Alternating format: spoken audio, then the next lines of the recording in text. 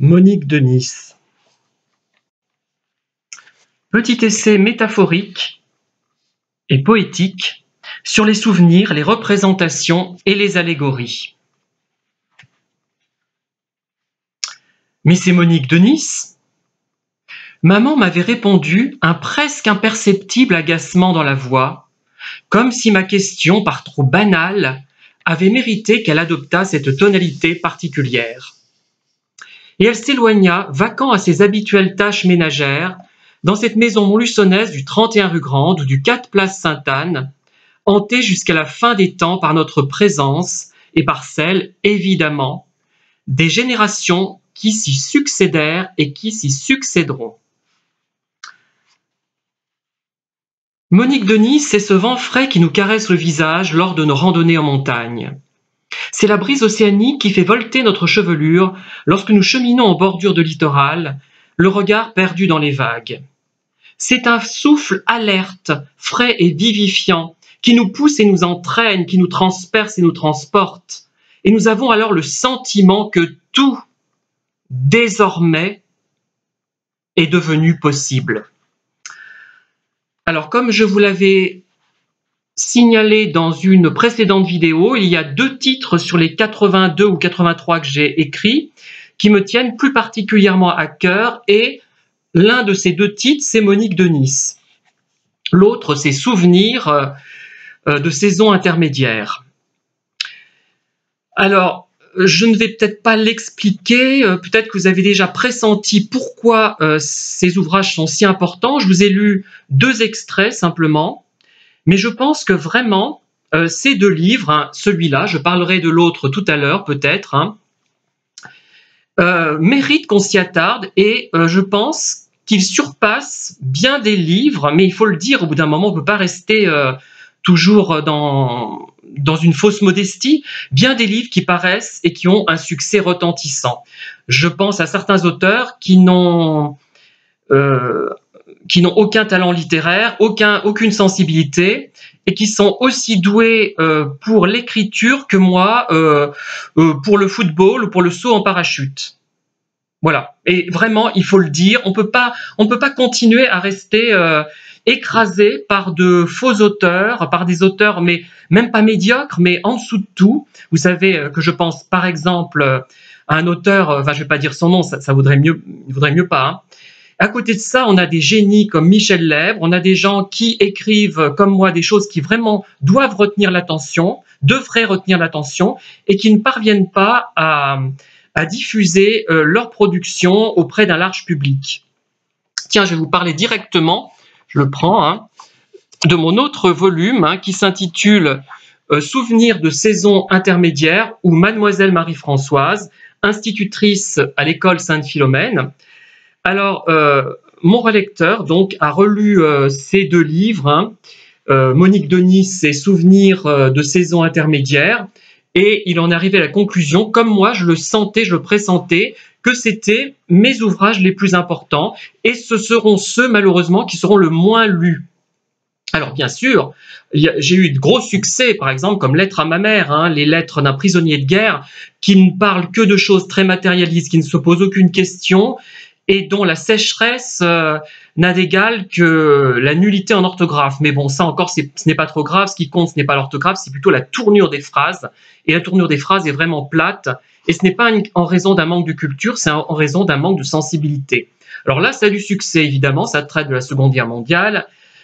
Et voilà. Et alors que des livres qui sont intéressants, les plus intéressants que j'ai pu faire, ne trouvent pas de lecteur. Alors pour celui-là, j'ai eu un commentaire d'une personne qui est très lucide vis-à-vis de ce que je peux faire, qui apprécie plus ou moins certains de mes titres, qui m'avait d'ailleurs qui avait été un peu réservée par rapport à un roman que j'avais fait, et elle m'a dit, celui-là, elle n'a pas trouvé ses mots finalement, je crois, c'est formidable, c'est ça qui est extraordinaire. Elle a dit super, super, super, c'est voilà, il y a des livres qui marquent vraiment, et c'est pour ça que j'ai envie de le faire partager.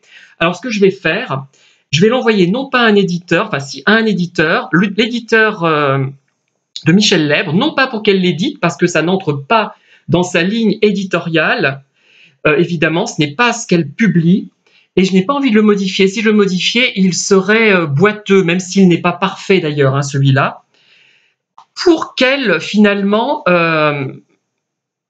le distribue, le fasse passer à des gens qu'elle connaît, afin que ce livre soit lu par quand même quelques personnes. Il le mérite. Je mérite vraiment de connaître, non pas un grand succès, mais un petit succès. Ça, je le mérite vraiment. Et je me suis comparé... bon, je me compare à des auteurs d'une telle nullité aussi. Il est vrai que bon, je ne peux pas être, ou alors des auteurs qui sont bons, qui seraient bons, qui auraient des capacités littéraires, mais qui sont enfermés dans le faux terroir lénifiant ou dans des produits, de bons produits, mais des produits quand même. Et j'aimerais qu'elle le fasse passer, si c'est possible, et non pas qu'elle le mette dans une boîte à livres, hein, qu'il circule ce livre. Il mérite d'être lu. Il y a vraiment un intérêt dans ce livre. C'est pas seulement un intérêt qui me concerne moi, c'est pas de la prétention, et après tout, pourquoi pas, ça pourrait être de la prétention, mais je pense qu'il vaut vraiment la peine d'être lu. Souvenir de saison intermédiaire, donc, ce n'est pas un livre gnangnan, ce n'est pas un livre lénifiant, il y a peut-être des passages qui frôlent la mièvrerie, mais je crois qu'il y a vraiment une pensée, des idées, une sensibilité, de la poésie, une interrogation sur le temps, en général, même sur le temps qu'il fait. Et voilà, il est disponible sur Amazon pour une somme assez dérisoire, je ne sais même plus combien. Celui-là est à 8,50 €, hein, Monique Denis, celui-là est plus petit, et en couleur également, il doit être dans les 6 €, je pense, quelque chose comme ça, 6,50 €. Il y a Fantomètre qui est en train de faire je ne sais quoi, mais enfin voilà. Et donc, j'aimerais envoyer à cet éditeur, non pas pour qu'elle édite, comme je vous l'ai dit, mais parce que le roman de Michel Lèbre, intitulé La Petite Trotteuse, pour moi, a effacé, mais c'est triste, hein, tant pis, je suis méchant avec ces auteurs du passé, a effacé tous les auteurs que j'ai lus jusqu'à présent.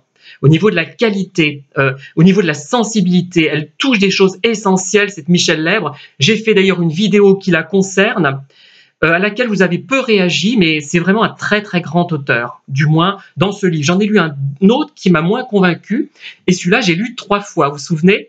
J'ai commencé par le trouver chez Gibert, avenue des États-Unis à Clermont, il n'existe plus Gibert. Ensuite, j'avais lu avec beaucoup d'intérêt, ça m'a marqué, je l'ai perdu, et il me trottait dans la tête comme la petite trotteuse qu'elle évoque, donc le temps, la petite trotteuse donc, hein, d'une montre. Je l'ai retrouvé dans une boîte à livres. Je l'ai perdu dans ma maison. Je l'ai retrouvé dans une boîte à livres. Il y avait ce livre. Et me suis empressé de le prendre d'ailleurs, hein, et je l'ai lu une 2e fois, puis une 3e fois. Voilà, ce sont de vrais livres. C'est ça, ce sont ça les vrais livres. Après, il y a des livres de divertissement que j'aime énormément, hein.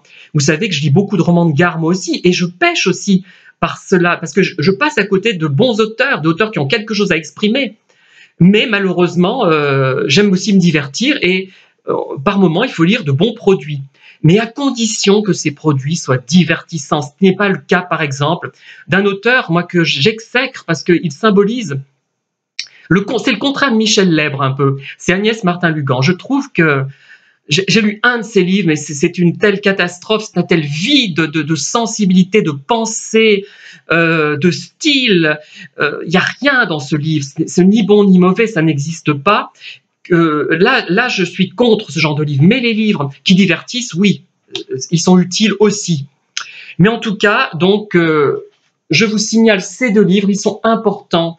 Et je ne dis pas ça par vanité, ou peu importe, d'ailleurs, si on me trouve vaniteux, je pense que ces livres sont importants. Ce ne sont peut-être pas les chefs-d'œuvre du siècle, mais ils méritent plus d'être lus que les ouvrages d'Agnès Martin-Lugan, ou que beaucoup d'autres titres qui ont un succès retentissant et qui ne valent rigoureusement rien. Merci de m'avoir écouté, merci de votre patience, à très bientôt.